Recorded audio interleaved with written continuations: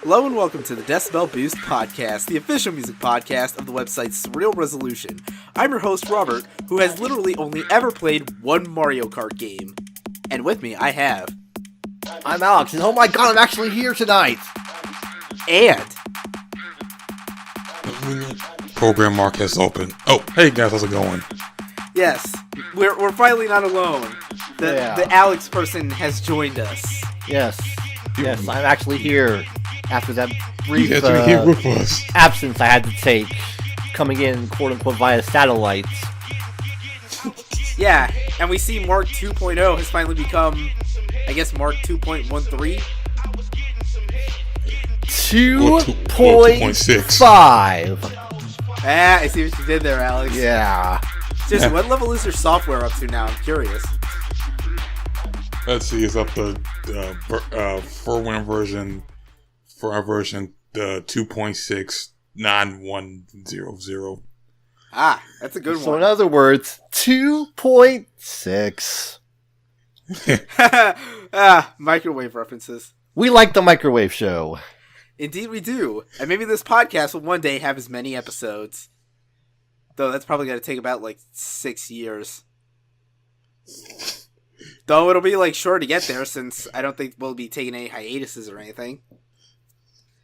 But yeah, for now, we are just on episode 34. So, as always, we start with the formalities. So, how have y'all been? I have been working to the fucking bone marrow, is what I've been. Well, that sounds like fun. So yeah, I wasn't here last week because, well, the inevitable happened. My work schedule fucked all of us over. Now, let me paint a picture for you. My work week started 2 weeks ago on a Wednesday. I had a day off, came back to work that following Friday. My next day off was the next Friday after that. Ew. 7 days in a row I had to work. I don't know how, I don't know why, I don't know just how they could possibly screw things up to this degree. But yeah, I worked 7 days in a row, took 2 days off, then came back to work another day. And, oh my god. Okay, if any of you out there are familiar with how the hotel business works, some hotels are long-term, which is the one I work at. We have long-term guests, who stay from weeks or months at a time.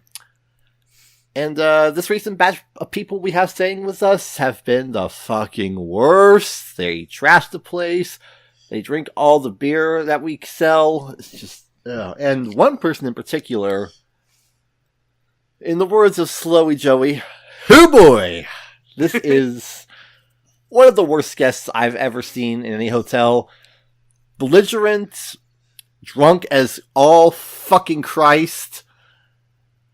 Oh, and she wants to get lawyers involved because she was being so disruptive, we've had to kick her out. Oh. Because she had dogs. Which she may or may not be abusing, we don't know. Oh dear God. Damn. Yeah. People suck. People really suck. Why would you do that to the dogs? I bet they were good dogs. The dogs that do shit to y'all. Why you gotta beat them up for? Because people are terrible. They're awful human beings. And I don't know why we have these people on the third... You know what, never mind. I'm getting too much into a tangent. Let's just carry on. These people are going to be gone soon anyway, so it doesn't matter. You know, I think the worst part is the fact that they drink all the beer. I mean, how are you supposed to deal with them if you're not drunk off your ass? Oh, believe me, I had to talk to this woman the other night.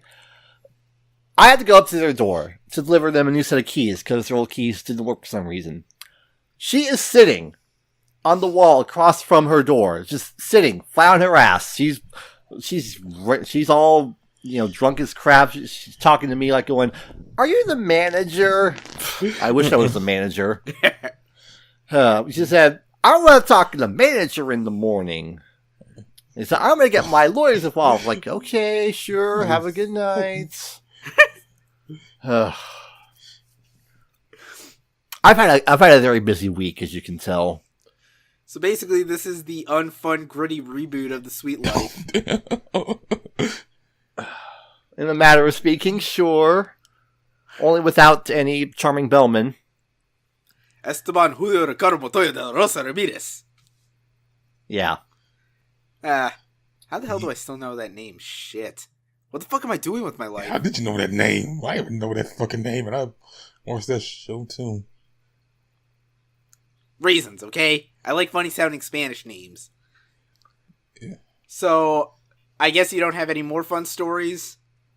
Not really, no. I'm just waiting for my check to come in on Friday, because I am broke as shit right now. I know that feeling. I'm probably going to be broke tomorrow, because tomorrow's when they finally announced the lineup for 3 Points, which I may have mentioned here already, is the same festival that Gorillaz is headlining down here in October. Yeah. And thankfully, they offer payment plans for 3-day festival tickets. I'm like, you know what? Fuck it. I need to make sure I'm there, so I'm doing it. Sounds smart, actually. I wish I had that benefit, because everything just went out of my bank account at once. Fucking storage, Amazon Prime, incidentals, my Blu-ray copy of Free, which I wish came a little bit later, but you know what? Fuck it, whatever, it's here now. I've had $25 for the past week or so. Damn. Yeah. Okay. Wow. Everything just went out at once. God damn it. So any shenanigans on Mark's end? Let's see. Like Alex, I'm broke. Well, I'm broke now because I spend money on bills, groceries, bought my mom Mother's Day gift. Bought my mom a Mother's Day gift. What the fuck am I saying? Oh yeah, Mother's Day gift. Yeah. She liked it. She loved it. I'm a good son. Yay! But, yeah, other than that, nothing else happened. So, as for me, mostly just been practicing, because, I'm getting ready to play, my first, metal show that I've played in, 2 years this Saturday, unfortunately, which means I'm gonna miss the Samurai Jack finale as it's airing live.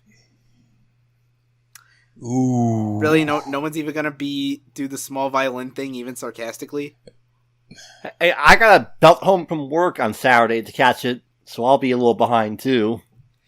Hooray, I won't be alone. And yeah, I've just been, practicing for that. Been dealing with the, start of the summer semester. Trying to see if I can get Calculus 2 done in the first half. Then maybe if I'm crazy enough, I'll take Multivariable Calc Summer B. Oh, I have math. no idea what you just said. Fucking math. What Mark said. Basically, math. Damn math. Right now, my brain is nothing more than upper and lower Riemann sums and integrals. And that's why I don't... But kids don't care about that. That just sounds like gibberish to me. And that's why I don't miss college at all. Yeah, we know. You guys are out of college. I'm still in it. Yeah. Fighting. Yeah. Just whatever. Apart from that, none really. So, I guess with all those fun little formalities and shit out of the way, we should probably move right into the new music discussion for this week. As always, there will be a playlist of this week's new songs in the description of the podcast. So if you want to go check out, listen to what we've been discussing, and then maybe opine along with us, you absolutely can. Or tell us we have shit taste, whatever your prerogative is. So, starting from the top, one of my favorites of the extremely technical death metal, death grindcore, whatever the fuck you want to call them, bands Origin, who've been around since around 2000 or so. They announced a new album due out June 30th called Unparalleled Universe. And they've released the first single, Accident and Error. And all I can really say about this song is it's grindy as fuck.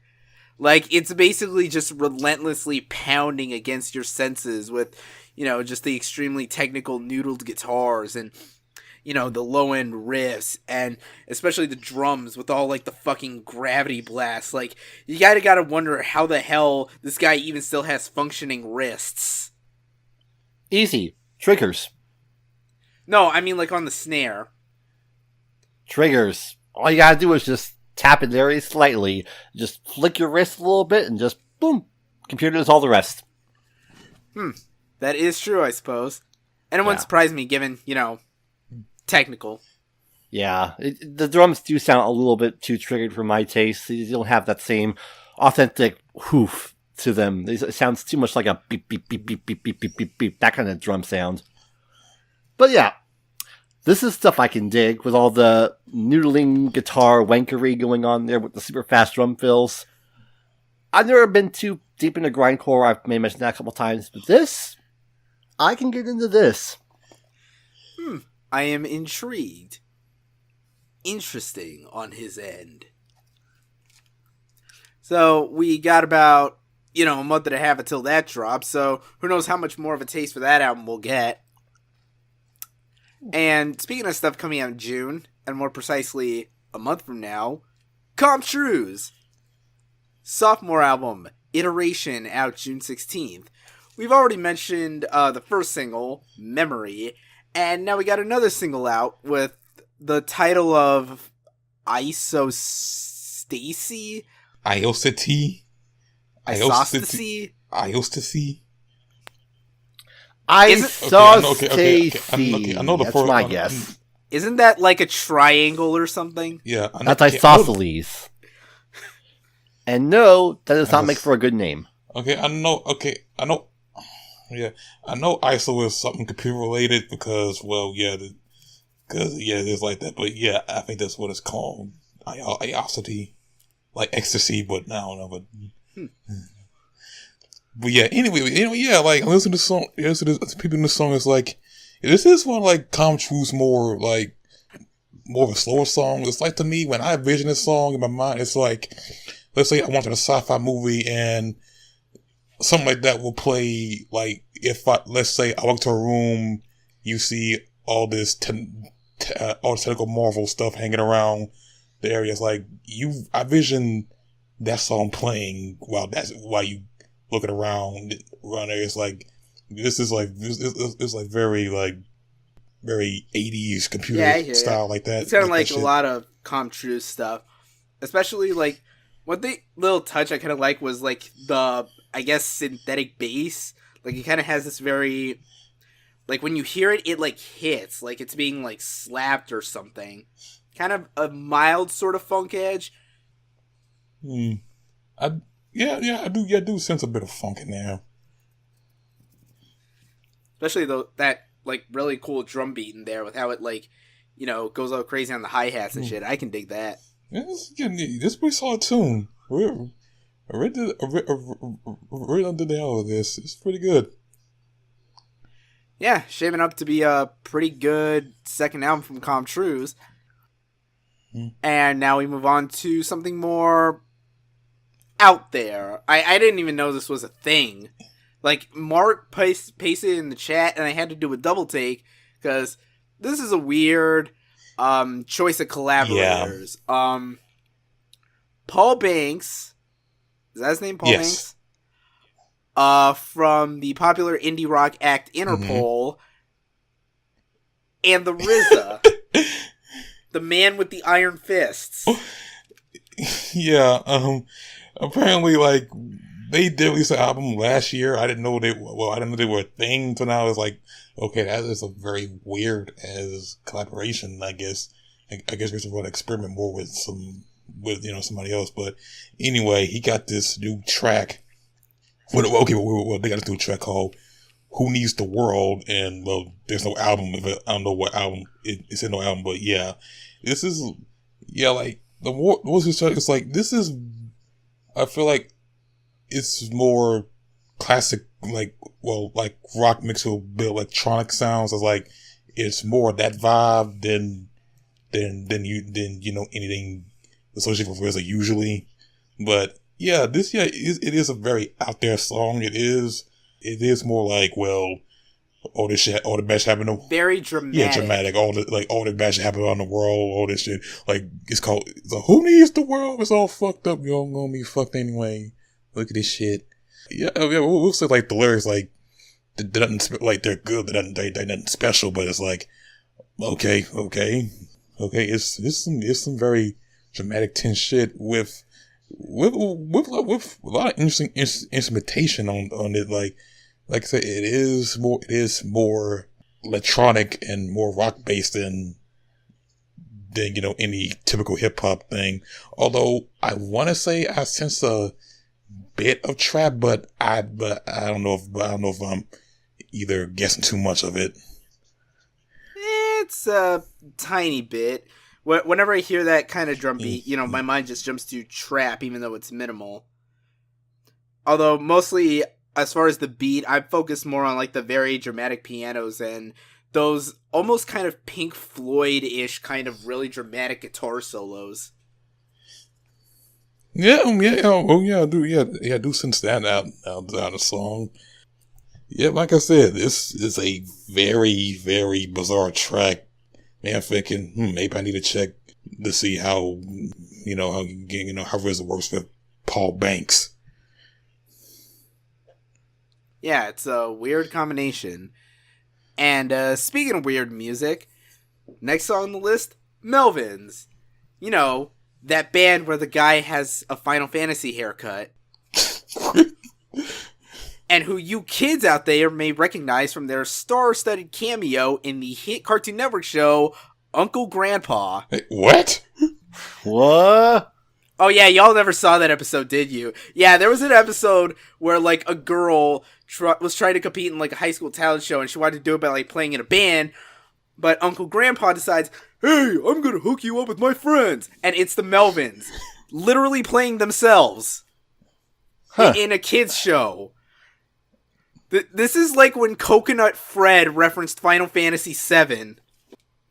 Okay, are you sure you want to go that route in terms of coolness? No, I mean, just in terms of a weirdly specific niche reference that I'm pretty sure not most of the audience will get.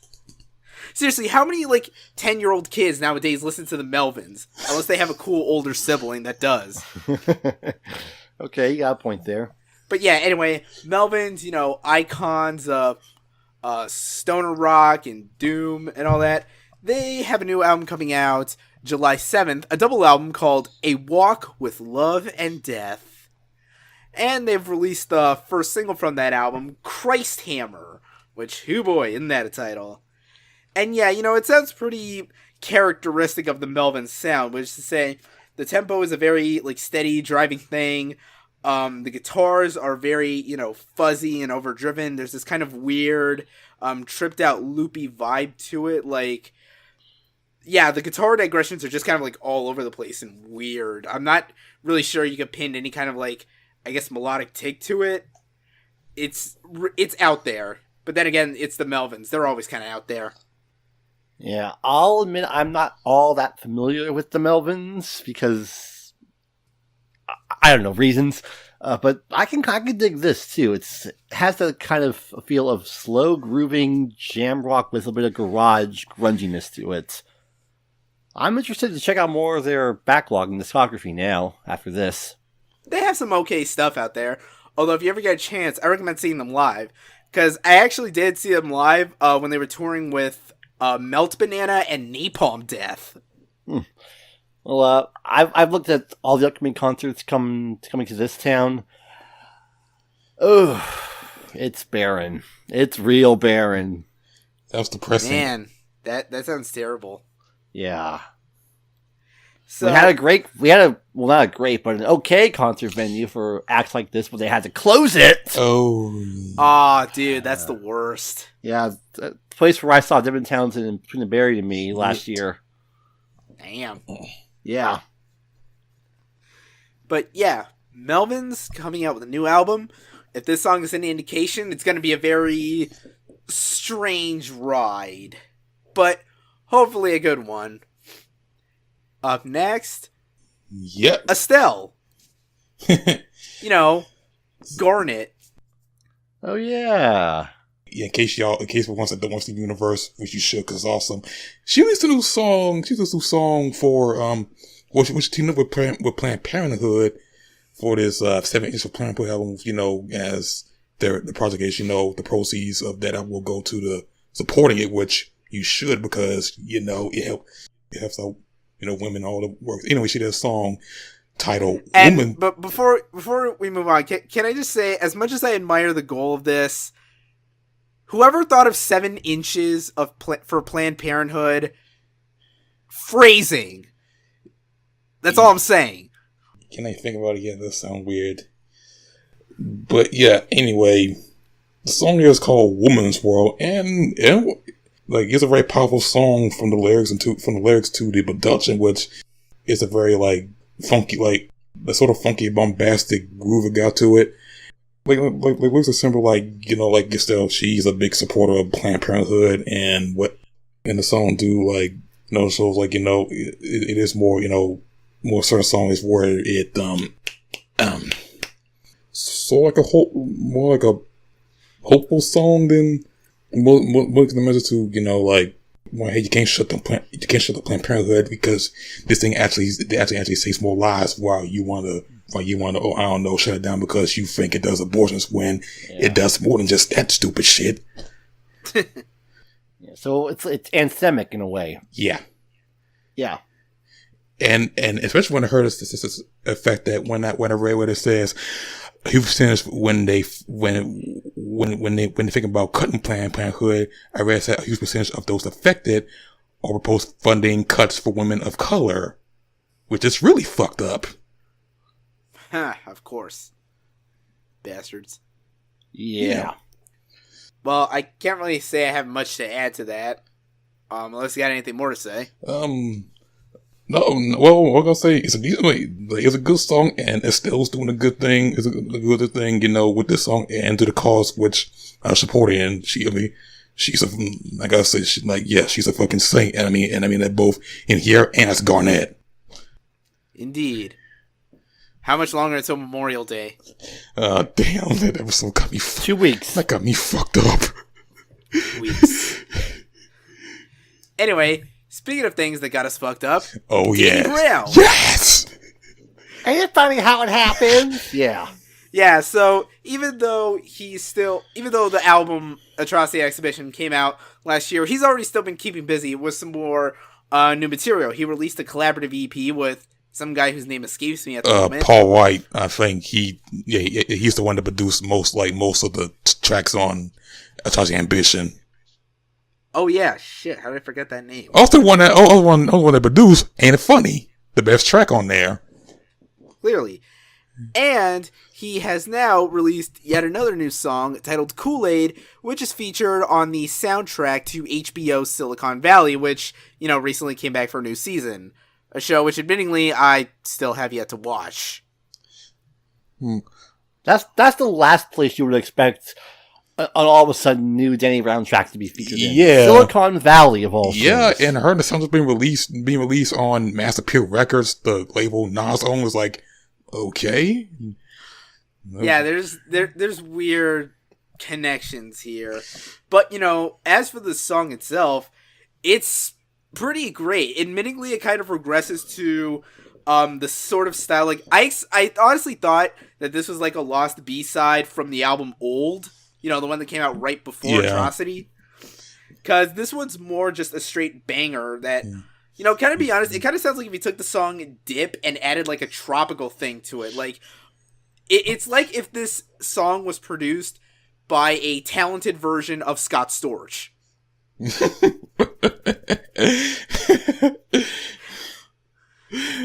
Yeah, this song is just a fucking, like, it is banger as fuck. It's goddamn, hype. It is a motherfucking banger. Oh my god, this shit got me. This is gonna be a hype every time I play this track.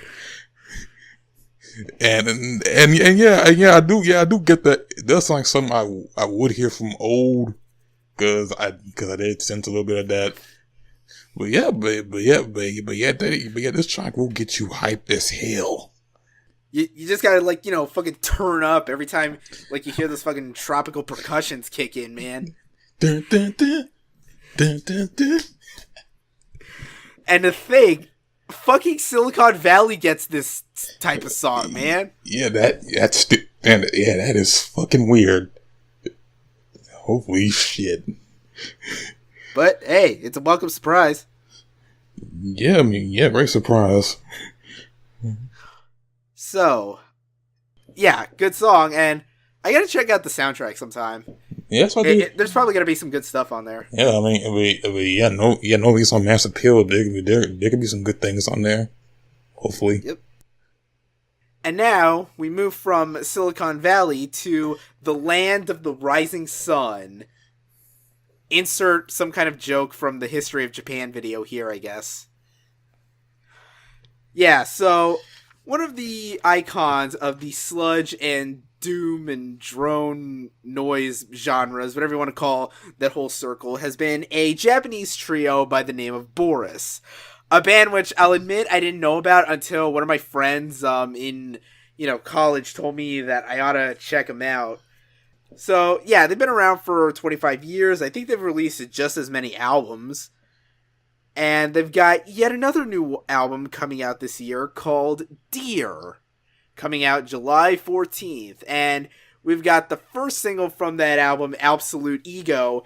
And all that really needs to be said about this song is that there is some fucking filthy, sludgy riffage in this one. Oh, yeah. We have found the only thing in this planet that is filthier than Papa Franku. And it is the fucking riffs in this goddamn song that just come down like a goddamn hammer. And you think it starts off heavy. Like, it starts off going pretty steady and sludgy, but then once it breaks about halfway through and the tempo drops even more and the song just hits you like even harder and doomier, and then even towards the end where like the drums just like, sort of begin to slowly drop out, only doing like, the fucking measure marking cymbal hits and the vocals just, wail high pitch and then get all deep as hell.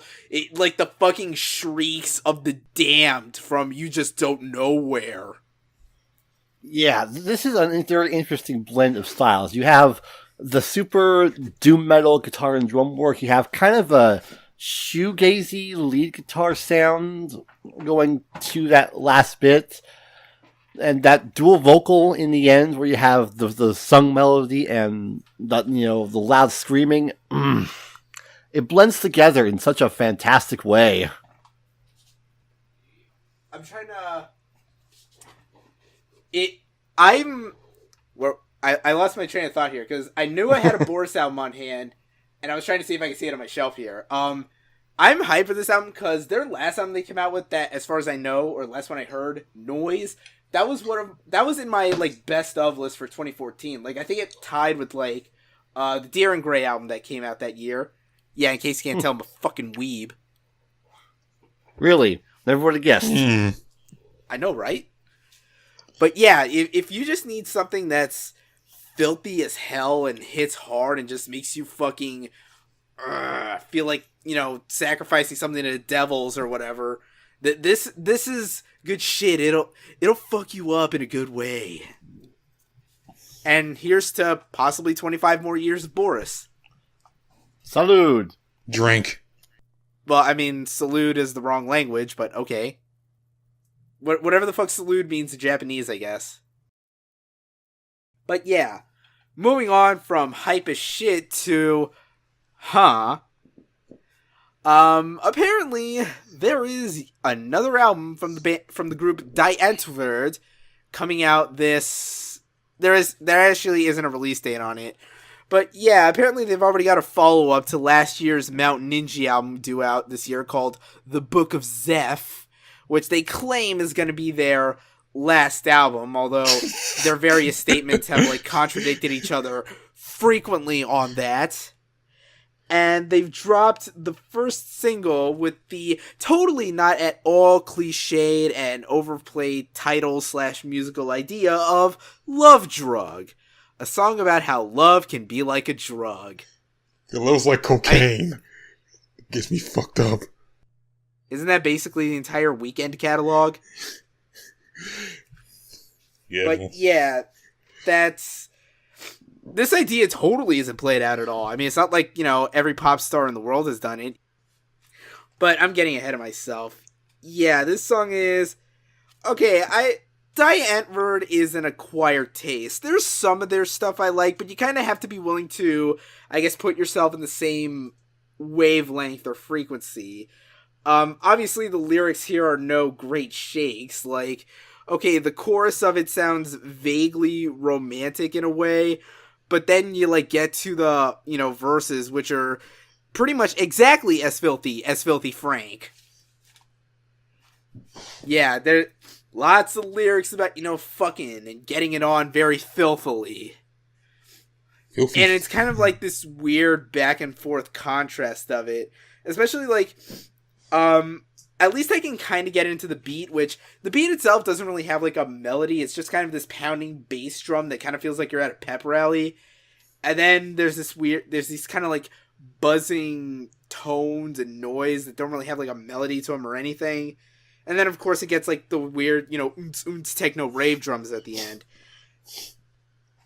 Like I said, the beat I can get into, and I don't know, like, this just, the lyrics feel cliche, like, even by Antwoord standards, so, I don't know, I'm not sure where I sit on this one, to be honest. This is weird as shit. That's all I got. I'm guessing this is your first time on the Antwoord rodeo? No. I tried I listened to a few tracks of them before. They're okay. I'm just not that deep of a Antwoord fan as you are. Yeah, I wouldn't call myself the biggest fan. Like, truth be told, the only reason I know about them is because of the time I went with the guitarist from my old band to the movies to go watch Chappie. Oh God. Yeah, and I just, like, listened to their albums for shits and giggles, and I was like, there's a few songs in here I can kind of deal with, but yeah, this one I'm not entirely sure. Yeah, they'd be good songs, but you gotta do some. My first experience with them for the movie Chappie, then damn, because I did not like that movie at all. You ain't the only one, pal. Yeah. And also, fucking Hugh Jackman, you punk ass bitch. Ooh, damn. But I suppose we've exhausted that song. But let's move on to something that's interesting in a good way.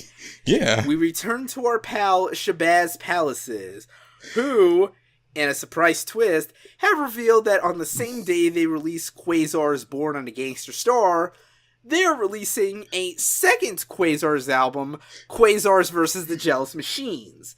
So this isn't like a one and done. There was some planning for this shit. And it's going to be more interesting as it go further with their new song, Betty Clip Extension. And okay, I will say, like, I really do fuck with this song. Like, the lyrics are so weird. Lyrics are kind of, like, very weird and all. I've really gotten to it all. I started quoting it, like, where it says, join us, join up, like, I listened to the song like a few times. At first it was kind of confusing. A couple times, but then I started getting into the lyrics, especially the part where it says, your favorite rapper, his claws clenching a Xanax flow. Your favorite rapper, his hearts are scrolling to and fro. Your favorite rapper, he's feeling numb, just dapper dumb. Your favorite rapper, he's chauvinist with feminine vanities. Your favorite rapper. Yeah, I can only imagine who he could possibly be talking about. Yo, yo, yo, yo, yo. Praise song by his adoring fans. Your favorite rapper. Yeah. Like, this is one trippy ass song that I definitely listened to 1,000 times. And the more I listen to, like, and now they got this second album coming out. It's like, okay. So they're gonna be putting two Shabazz Palaces albums. Like, all right. Yeah, that's what's a good thing. Yeah, one of the immediate takeaways I get from this is that remembering Shine a Light, which had that weird film noir score that was very lush and happy, this one's a lot darker. It's this much moodier thing. Like, when you're listening to the beat and the way, like, those repeated lyrics, like, join us and your favorite rapper, it kind of puts you in, like, you feel like you're sort of like in a hungover haze, and hell, it's kind of what the lyrics sound like. Like, whoever's narrating this is kind of in this, like, just moody, blitzed out of his mind, like, just coming down from, like, a bad hangover, and they're just kind of like, awkwardly perceiving the world around him, and things just seem like all harsh and confusing and dark. So I'm guessing in a sense that Born on a Gangster Star is supposed to be more, probably slightly more lighthearted, while this one's probably going to be more, I guess, jagged in a sense, which certainly would be an interesting dichotomy. Either way, I am going to be there, and I am going to be putting down money for both of these albums. And I'll definitely look at this when it comes out. Like as soon as I, let's say, I don't know, as soon as like it's able to listen, I'll be like, yep, I'm gonna be on there first thing. And now let's kill our enthusiasm with mainstream pop. Error, shutting down. Oh no, you're not weaseling your way out of this one. Alex got to take a nap last week, but you stay and suffer with us. In this case, the return of our dear friend, Miley Cyrus. Yep, dear old Miss Hannah Montana, a.k.a. Miss Why'd I Put the Dick in the Pussy? What the fuck? Oh my god. I don't even know. But yeah, it appears that former bad girl Miley is returning to a more clean and friendly pop image, while simultaneously dissing the rap culture that she was shallowly embracing for, that fucking one album, which, okay, look, I'm not any big fan of the mindless hair metal style hedonism that embraces mainstream rap nowadays, but for you to fucking steal all that shit, to forcibly make it your own, and then now you're here and you're looking back on it and, just dissing it left and right. Fuck you, Miley. Have this goddamn spine to stand by your actions. Fucking shit. Yeah, in other words, I ain't want to ban because now I don't get noticed anymore. You dumb motherfucker. Really? But yeah, she's got a new album coming out. Who the fuck knows when? And we've got the first single, Malibu, which, gee, I wonder what this could be about. Yeah, it's supposed to be one of those, like, twangy, sort of pop country-ish, beach-friendly jams. And it's whatever. I'll admit, I kind of now miss, like, the, weirdo Miley, because at least that gave you something to talk about. This is just kind of as bog standard as it gets, although thankfully at least Miley's voice never, like, reaches those penetrating highs. Like, it's mostly kept in, like, a mid to low register. So at least it's not that, but I don't know, man. So do I gotta be the one? The one to what aren't you telling us? Okay. I actually kind of like this song. It's catchy, it has a good hook. Mostly, I'm just glad she finally found her mind and put it back into her fucking head.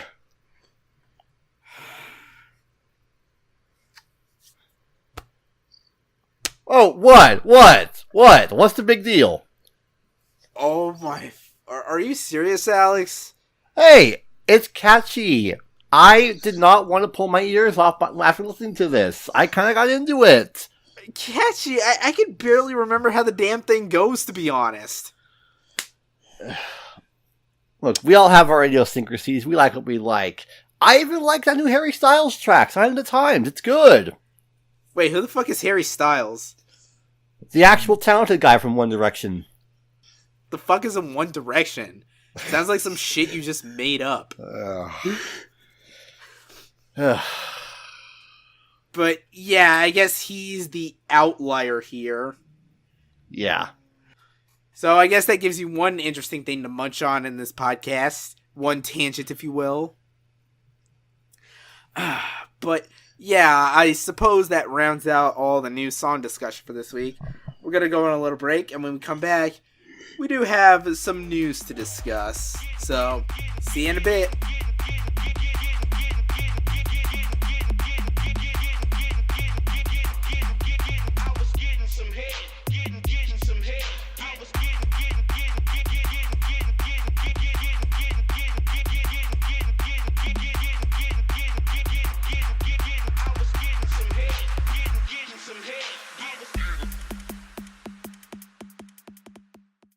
And we're back. Our first news story of the week is some kind of like Radio Dead era type of shit.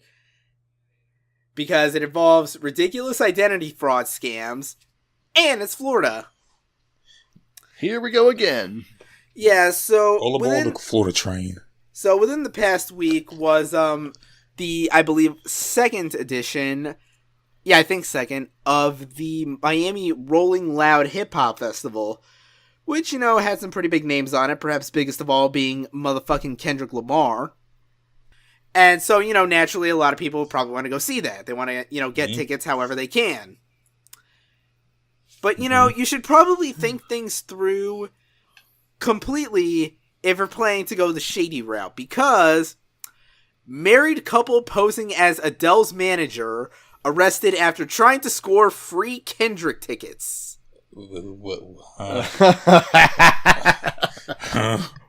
Okay, a married couple were arrested in Miami on Saturday after allegedly posing as Adele's manager Jonathan Dickens in an attempt to score free tickets for Kendrick Lamar at the Rolling Loud Festival. The couple, Justin Jackson and Angel Lee, have reportedly posed as Dickens multiple times. So this isn't a first offense. This has happened before. To request tickets and memorabilia from artists like Rihanna, Drake, Katy Perry, Usher, and even Chris Brown. Now, the real Dickens apparently found out about the scam from a few artist representatives, and over a year ago, he reported the events to the Miami-Dade Police Department. An investigation was launched, and their attempt to get into Rolling Loud led to a sting operation. So apparently, yeah, the word got around that eventually this managed to get to Kendrick's label, Top Dog Entertainment, who reached out to the actual Jonathan Dickens, who then reached out to Miami Police Department, and, you know, they set up this whole sting, and it was successful, and they were arrested. Now, I get that Now, guys, is this like what the fucking... Did we have a story a couple weeks ago about someone trying to steal the identity of Nickelback's drummer? I think so. That was also in Florida, wasn't it? What's happening in Florida? In Port St. Lucie, Florida, I believe. Oh, yeah. Just... You know, guys, they can verify this shit. Like, if you're going to tell lies in regards to identity theft, they have to, at the very least, be plausible. Like, you probably could have looked up a picture of what Jonathan Atkins looked like, realized you probably don't look like them, and then, you know, back to the drawing board. Find someone who you do look like. Why would Adele or Adele's manager want to go see Kendrick? Should I be a Kendrick fan? I don't know. Now, if this is a repeated thing that's been going on, I have to ask, since you're the Miami experts, what is in the water in Miami? Fuck if I know. I think it's mostly a lot of jarritos. Or I guess, like, the runoff from whatever factory produces jarritos. Hey, don't go pissing all over jarritos. That stuff's good. Indeed it is, but, you know... I don't know, maybe it's like the fucking, like, it's probably like, I don't know, tainted yucca or something that just, like, dissolved in the water and now everyone's going crazy. Or drugs. It's drugs. It's that flock of shit. It's Waka Flocka, motherfuckers. It's alligators coked out on fucking, you know, coke and meth. Dealing it themselves. You gotta be careful with those alligator meth dealers. Is there never else been for, please, man, I need a fix, man. Dude, I need my fucking Pollo Tropical, man. I need the fucking sauce. I need that curry mustard and cilantro garlic in my veins. Ooh, maybe that's what it is. Someone dumped like a bunch of cilantro garlic in the water. Expired cilantro garlic. Ew. Oh, God. That ain't good. But yeah, neither was that scam. Again, if you're going to try to pull off a heist, just like what we said with the Nickelback guy, you have to lie within the bounds of reason. Plausibility. That is the key word here. Yeah. That's like me saying, hey, I know Top Dog Entertainment. You know, like, that's a fucking lie. You don't know them. Idiot criminals are always fun. But moving on from stupidity to literal genius, it always kind of surprises me when it turns out that musicians are actually, like, really intellectual in some kind of non-music field. Like, the obvious example being Queen guitarist Brian May, who I'm pretty sure has a PhD in astrophysics. But see, at least that I kind of get, because, you know, they're, like, from the UK, and supposedly people are smarter over there. It's actually physics and mathematics. Mathematics, too, I forgot. Yeah. Wait, was his PhD in mathematics? His doctorate was in physics. Yeah. But, yeah, I mean, that at least makes sense. This one has always kind of baffled me. So, let's jump on board the crazy taxi and talk about Offspring frontman Dexter Holland, who, throughout the entirety of his career, you know, before and during the Offspring, he has been frequently in the pursuit of, you know, higher-level academic degrees, specifically in the biological fields of study. And, as of this past week, Dexter has officially graduated from the University of Southern California with his doctorate in molecular biology. Hooray! The same man whose voice you hear every time you start up a game of Crazy Taxi is now technically a doctorate student. What a grand achievement. I wonder if he enjoyed Will Ferrell's commencement speech. Oh, I don't get it. You didn't hear? Will Ferrell gave a commencement speech at USC last weekend to all the graduates. Oh, okay.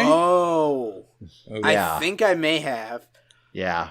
I can tell you, it went a lot better than when Betsy DeVoe did her commencement speech. Who the fuck wants that woman there? Yeah, Betsy DeVos giving a speech about education is like Darth Vader lecturing me on peaceful protest. Or fatherhood. But anyway, as far as the specifics, you know, he returned to college, like, you know, in the recent years, you know, downtime between Offspring's last album and whenever, I guess, their new one's coming out. Finished his dissertation. Specifically, it was a 175-page thesis titled, and you'll have to excuse me for the gibberish I'm about to say, Discovery of Mature MicroRNA Sequences Within the Protein Coding Regions of Global HIV-1 Genomes. Predictions of Novel Mechanisms for Viral Infection and Pathogenicity. 175 pages. Jesus. This is clearly a guy who, you know, is passionate about what he does. And apparently, you know, it's a bunch of... I think one of his primary fields of research is sort of, as far as its application, is all about, like, HIV treatments and everything. Like, studying how the disease works and how, you know, it can be cured and all. Which, you know, is actually pretty fantastic. Maybe then he can finally find a cure for the HIV derivative known as the Offspring's music. Damn. Oh. That came back around. I'm partially kidding, although... I have to imagine this is the most that anyone's cared about the Offspring in, like, 5 fucking years. Yeah. Actually, but in a way... Make that 7 years. Yeah. But in a way, I guess you could say, he did go far, kid. Well, at least I wasn't the one to make that joke. Somebody had to. Actually, 9 years. Because I'm pretty sure that's how long ago Rise and Fall, Rage and Grace came out. The last Offspring album anyone gave a shit about. Yep. Whatever the one that was that came out in 2012 don't count. But, moving on from PhD academics to goofy television. Yeah, we're now approaching the summer season of television, meaning that, you know, all the spring shows are sort of, at least as far as American television, they're slowly coming to an end, and the new shows are slowly starting to ramp up. There's some pretty good stuff coming this, you know, summer. As we already mentioned, Silicon Valley already got started. We're getting the final season of FX's The Strain, a show I'm kind of going to miss. And, of course, on other television fronts, like, say, Adult Swim. Hey, they already recently premiered the new season of Mike Tyson Mysteries. And of for course, some reason, we're getting another run of friggin' Neon Joe Werewolf Hunter in a couple weeks. Next week, actually, just for, like, 5 days, I think. And of course, end of Rick and Morty coming back. Well, you know. Hopefully. And, of course, they've got some, you know, other stuff they're working on. I'm pretty sure there's an original show that the name I'm blanking. Oh, some show called Apollo Gauntlet that's coming out this summer. We're getting a new season of that Decker show that Tim Heidecker likes to do. And this new series right here, the official Adult Swim return of none other than Tyler, the Creator. Ah. Yeah, apparently Nuts and Bolts on Viceland isn't the only thing he's got coming up. So, the new show that he's bringing to Adult Swim is a version of a series, an animated series that was previously only exclusive to his golf media app called The Jellies. Now, much like the original, which I'll admit I've never seen because I don't have the app, the story of the Adult Swim version follows a 16-year-old kid named Cornell Jelly, who is the human son of a family of jellyfish. When Cornell finds out that he was adopted, he tries to, quote, find himself. Now, of course, the show will feature music by Tyler himself, and I don't know how much else he's contributing to it. And it'll also feature voice talents of Tyler, the Creator himself, Blake Anderson of Workaholics, Kevin Michael Richardson, and Phil Lamar, who I believe is voicing the main character. So he won't be taking any break after Samurai Jack ends. Good. Yep. And all I really have to go off of, since I couldn't find any clips of the Jellies golf app series on YouTube or anything, was just the Adult Swim trailer, which was pretty amusing. It, Cornell trying to give, several takes of his introduction to the show, and then he gets, barked at off stage by a director, and he then proceeds to choke that guy while, dementedly complaining that he's not trying to get taken off the air like every other black-led TV show, like The Boondocks, or Black Dynamite, or Loiter Squad. So, in other words, this clip is basically what Mark complains about when we're not listening. Yeah. They're gonna make more Black Dynamite. It should have been 6 seasons of a movie! Yeah. Oh wait, there already was a movie. And that's for and that's for Boondocks season 3. That's it. That's all 3 seasons. Yeah. Screw season 4. What are you talking about? There was no season 4. It never happened. Next you're going to tell me there was a season 4 of Community. Yeah. And I'm pretty sure we all wanted more Lawyer Squad, but then, the whole Odd Future thing. Yeah. Yeah. But as for this show, it looks pretty amusing. I'm kind of fascinated by the animation style, because I swear to God, this art style looks like... I've seen this before. It kind of looks like halfway between the animation style of that one YouTuber, Psychic Pebbles, and a certain set of shorts from that Mad magazine TV show that Cartoon Network used to have. Oh yeah. Yeah. I was thinking kind of like between that and, what was it called? Secret Mountain Fort Awesome? That show? Yeah, kind of like that. Yeah. I don't know who the actual art team is. I do know the animation is being done by Augenblick Studios, who have quite a portfolio, as they did animation and graphics for Wonder Chosen. They did the first season of Adult Swim's Super Jail, and they even animated the entirety of Comedy Central's short-lived Ugly Americans. That show that existed. So that show deserves so much better, man. I mean, it looks pretty amusing. I'm inclined to give it a watch, of course. Yeah, it looks amusing. Yeah. Nothing else to add, gentlemen? Just not much, but yeah, the show was interesting enough to me to watch it. Also, I'm interested by this. Absolutely. And also good. And also good to see Todd Curry working again. He got this and the Viceland thing is he's gonna be one busy man. Which is more than the last year, which I don't know which wasn't much. True. So that's one TV show that we can all look forward to. Yay. Unlike this next one. Ow. Now, some things should just stay dead. Whether they get canceled due to low ratings, they finish their, run as originally intended. Some things just should not be brought back. If they fade into irrelevance, they need to stay there. American Idol has apparently been revived by ABC. Boo! Why? Yeah, why, I don't know, because, okay, I'm pretty sure, and correct me if I'm wrong here, but was it the reason that show was canceled was due to low ratings? Yeah. And also no one seems to give a shit about American Idol that much anymore. Yeah. let me go on a little tangent here. I was a kid years ago, obviously.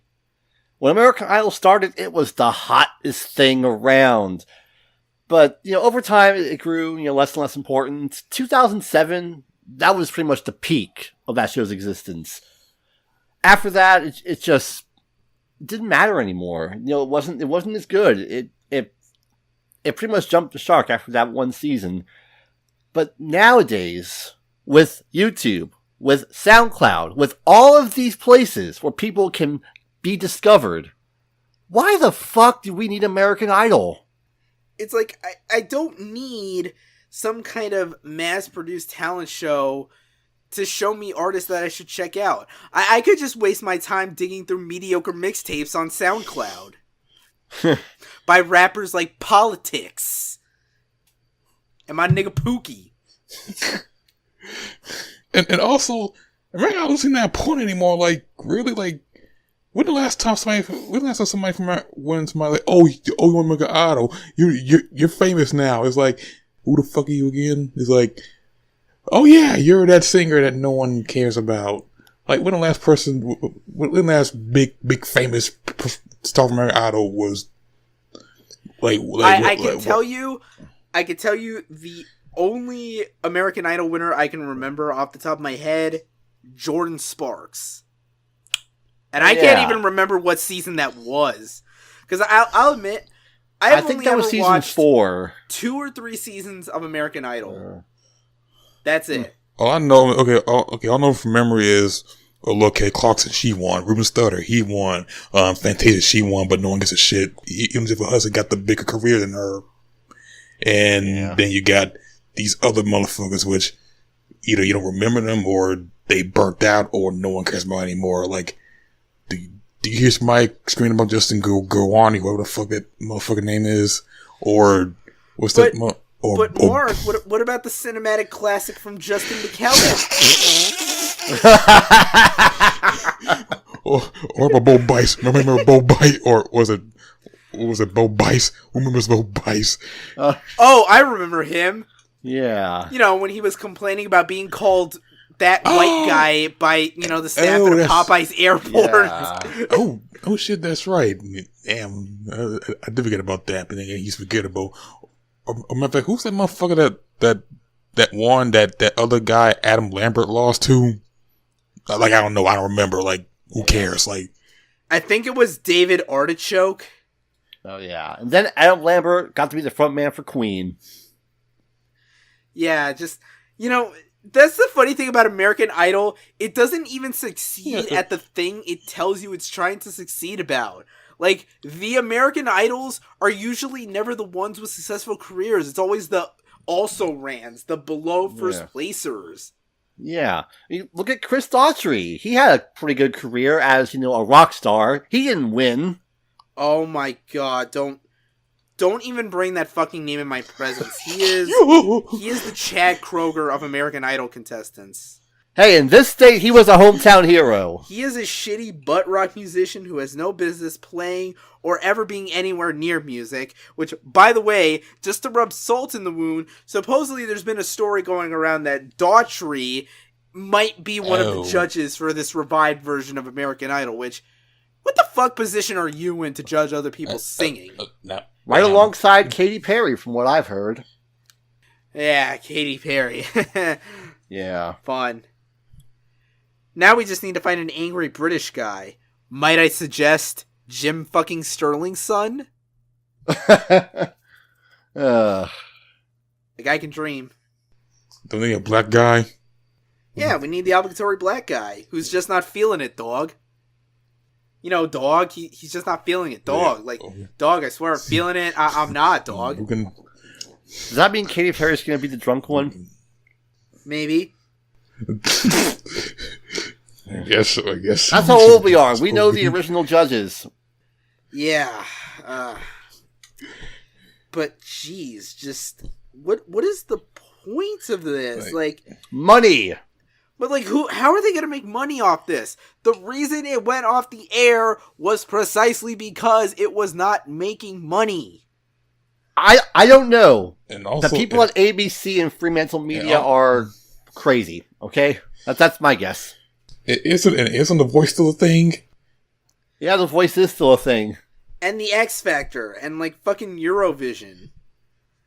Shit, at least with Eurovision, you get people in stupid outfits. And the Epic Sax guy. That too.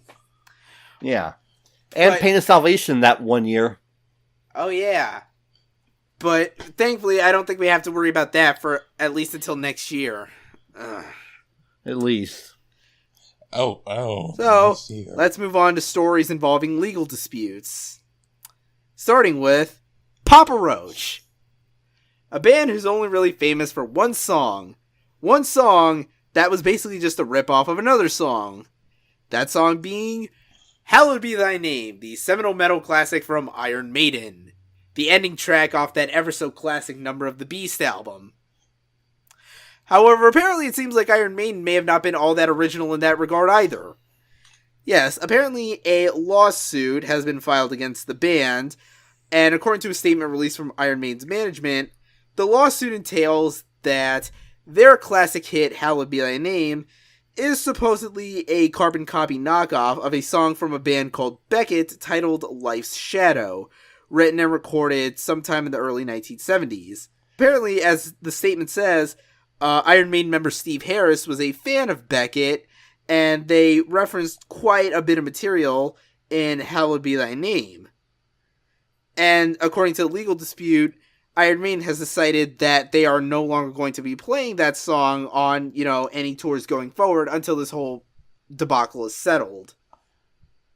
Well, that's unfortunate. Okay. One of these cases again. This is going to take a while to go through the court system, I can tell. Very much. 5 years later. Oh no, they have to, take a classic song out of their list. I'm pretty sure they'll replace with something else. It's not like they have a shortage of classics. Yeah. So I guess that pretty much nullifies any possible 35th anniversary Number of the Beast tour that they might have done. Damn it, that's right. Fuck. Man, that would have been fun. Just to hear the entirety of that album. But who knows, however long it'll take to get this settled out. And, who knows, maybe at a certain point they might be able to take that song back out on tour. We shall see. But moving on to other music legends who are currently involved in litigation somehow. Prince. Yeah, remember when Alex said that the whole blocked EP release thing wouldn't be the first last time we'd be hearing of this? Yeah, this came back up again, sort of. Okay, Universal Music Group, who had engaged in a deal with Prince's estate, an agreement back in February, they are trying to back out of that deal. The original deal was that UMG, at a certain point, would eventually gain the exclusive licensing rights to Prince's catalog post-1996, originally owned by NPG Records, as well as unreleased material, which means, his back catalog probably would have seen release at one point, and the rights to, quote, certain renowned albums from between 1979 and 1996, back when he was under contract with Warner Brother Records. But apparently, 1 year after the anniversary of his death, Universal Music Group is trying to renege on that deal after various complications have arrived. Supposedly a lot of he said, she said about who is misrepresenting the licensing rights. Now, apparently this deal was worth an estimated $30 million. So that's a lot of money they're trying to back out of. Hot damn. I knew this was going to happen. It was just going to be a snowball effect, and we get more stories like this. Yeah, you know anything about all the legal ins and outs of this shit you may want to share with us? Well, I'm not quite certain how this would work between two music groups, Universal and Warner Brothers, concerning an artist's music who is, dead. This is going to end ugly for everybody. No one's going to end up happy with this. Yeah. The big source of dispute was that even though Universal Music Group was set to do, some Prince releases starting in 2018, apparently Warner's rights on the specified albums in question don't expire until 2021. So that's a big source of conflict, and no one's really sure how to, move forward. But there is a hearing scheduled later this month regarding, the rescinding of the deal that Universal wants to pull. So who knows what this might, relate to. But, hopefully it gets resolved in a satisfactory manner. I mean, I'd like to hear some unreleased Prince stuff. Wouldn't we all? Absolutely, we I'm would. I'm interested. But yeah, that's a bunch of legal mumbo-jumbo. But now, we move on from mumbo-jumbo to fucking wretched horseshit. Now, it's no secret that, as a general rule of thumb, you could safely assume musicians are terrible people. Even the ones that look like good people are probably shitty people if you bury deep enough. Yeah. Not Steven Wilson, though. He's a good guy all around. He's just very quiet and reserved, just peaceful. He's a good guy. What are you talking about? He's the kind of guy that clearly kicks puppies. How dare you? But this story is not any kind of laughing matter at all. And it concerns a band that's always kind of been on, the periphery of my musical radar. I know they were a big, up-and-coming thing as far as, the, indie rock and punk scenes. A group called Power Bottom. They only have, one album out, and, it seemed like things were ramping up. They had a new album that came out rather recently, I think in the past week or so. But that's probably all we're ever going to be hearing of them in the future, because one of their members, Ben Hopkins, was accused and outed as being a known sexual predator. Several details have been leaked to a variety of sources that he had made sexually aggressive advances on an unnamed girl, even, refusing to use protection and just, trying to assault her while she was asleep. Which, first of all, fuck you, dude. And second of all, fuck you, dude. The surprising thing about this is that normally, in our fucked up society, a rape accusation won't do much to you. There could be clear evidence that you've done it, and the worst you would get is, 6 months in jail, or rather 3 if you're released for, quote, good behavior, in the state of fucking Ohio. But surprisingly, these very tangible and, for the record, very clear accusations, which, for the record, also include ironic Nazism amongst them, oh, fuck. have actually had some fairly tangible consequences, because there's just been this tidal wave of backlash and fallout ever since the accusations first broke out.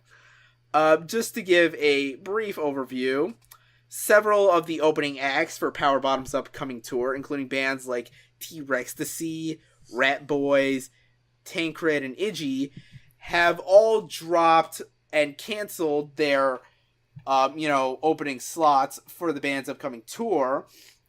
Also, Power Bottom touring member Cameron West quit the band shortly after. A handful of festivals that Power Bottom were booked to play at, such as Michigan's Bloodfest and the Hopscotch Festival in Raleigh, North Carolina, have dropped the band from their lineups. Their management company, Salty Artist Management, which, boy, isn't that a name? Okay, that's a name right there. They dropped Power Bottom from, their management roster.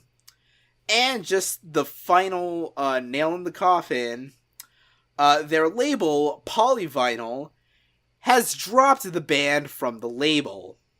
So, as far as I'm concerned, we're basically not hearing a single goddamn thing from this band anytime soon, or its members, if ever.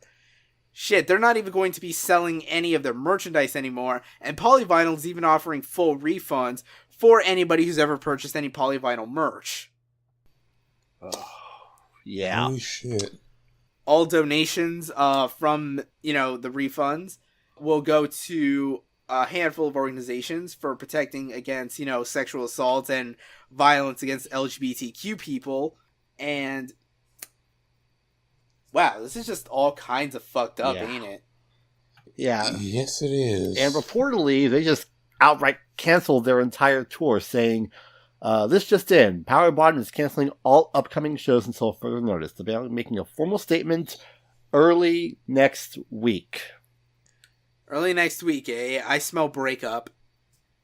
Yeah. Because the thing is with the interview that the unfortunate victim did with Jezebel, this victim counteracted an official statement from the band saying, we're shocked to hear these allegations, which in a matter of speaking, the response was, bitch, shut the fuck up. You know what he did. Like, just straight up calling bullshit on a guy trying to cover his own ass.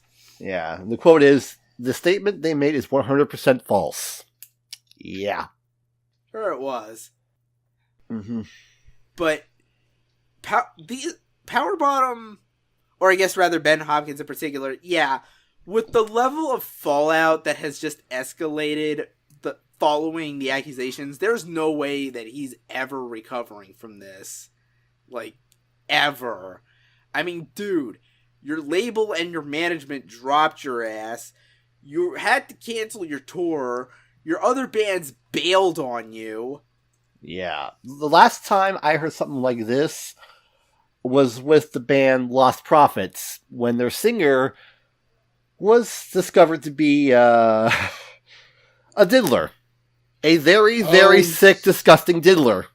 Oh, shit, I have heard about that. One of my friends who... Yeah, I'm not even going to say the crime because it's that vile. Yeah, I think I know what it is, but yeah, I don't want to say it either. Yeah. Just absolutely disgusting. Although, this is one of those rare occasions where they actually do get their comeuppance, so I guess there's a small victory to be taken in that. Yeah. Though Lord knows if he's actually going to get arrested or anything for this, which we hope he does. He's kind of a piece of shit. Mm-hmm. We'll be sure to update, any further, if there's any more fallout from this. Seriously, like, as Alex pointed out, like, 7 of the top 10 stories on Stereo Gum were all about this. And the evolving narrative. Yeah. Kind of too big to ignore.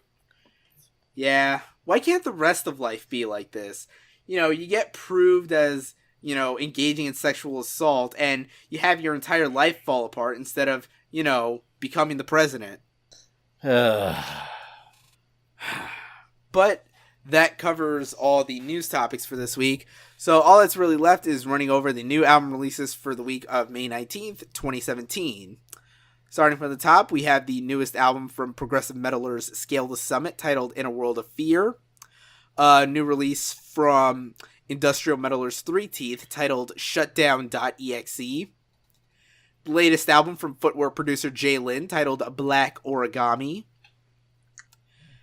The return of Dragon Force, who are apparently still a thing, with their latest effort, Reaching Into Infinity. Seriously, how does Dragon Force still have a career? They made their life. They made their career out of being a meme. Why not just ride with it? And speaking of that... Speaking of memes, Papa Roach with a new album called Crooked Teeth. You still doing stuff? Apparently. Roger Waters' latest solo album, Is This the Life We Really Want? The return of the D.O.G.G. with his newest release, Never Left. And last, and definitely least, the newest Linkin Park album, One More Light. And no, Chester, I will not get the fuck over Hybrid Theory. Tell you what I'm gonna do. I'll get over Hybrid Theory once you actually prove that One More Light is worth listening to. So far, no. Yeah, so with all that out of the way, now is the time to clean house and get the hell out of here. So, Alex, where can they find you on the internet? Okay, I haven't done this for a week, but let me see if I remember it. Aura of Azure, AZURE, whatever Instagram. Azure_Aura on Twitch. Azure Plays Games on YouTube, where I play games sometimes. And that's about it. Yeah, I did it. All right, cool. Mark, what about you? Of course, my Twitter, Mac2HybridMedia, my site, MyHybrid1 at thehybrid1.wordpress.com. That's about it. As for me, you can find me on Twitter and Instagram at RobBarracuda. You can also contact me via email, robert@surrealresolution.com, if you have any questions, comments, and inquiries regarding podcasting and other stuff as well. Subscribe to the podcast on iTunes and Google Play. Audio-only episodes go up every Wednesday. Video goes up every Friday on my YouTube channel, which, again, you can find by searching Rob Barracuda. Be sure to subscribe and hit the bell tab so you can always be notified whenever new episodes of the podcast go up. And, of course, this is the official music podcast of the website Surreal Resolution, which you can find on Twitter at SurrealRezo, online at www.surrealresolution.com, and find the podcast on its own subdomain, decibelboost.surrealresolution.com. While you're there, listen to the archives of previous Decibel Boost episodes. Check out our other podcasts as well. If you like gaming, check out The Training Stage. If you like movies, check out Salty Flicks. Also, be sure to read a lot of our great Ring content. Currently, we have weekly write-ups of Samurai Jack, My Hero Academia, and Attack on Titan Season 2. Although, the Samurai Jack write-ups are going to come to a close this weekend with the final episode and everything. Man, I've been waiting 13 years and it's finally here. Holy shit. It's almost here. Oh. Also, probably by the time this podcast goes up, I'll have a review of the newest Paramore release, After Laughter. Short version, it's not bad. I kind of like it. As for other stuff, there's, check out the rest of our content as well. Jump into our Discord chat if you want to, dank it up however you please. And, of course, shout out to the producer, Mr. E, for graciously letting me use his music for this podcast. That'll about do it for this week. So, until next time, seriously, fuck Power Bottom.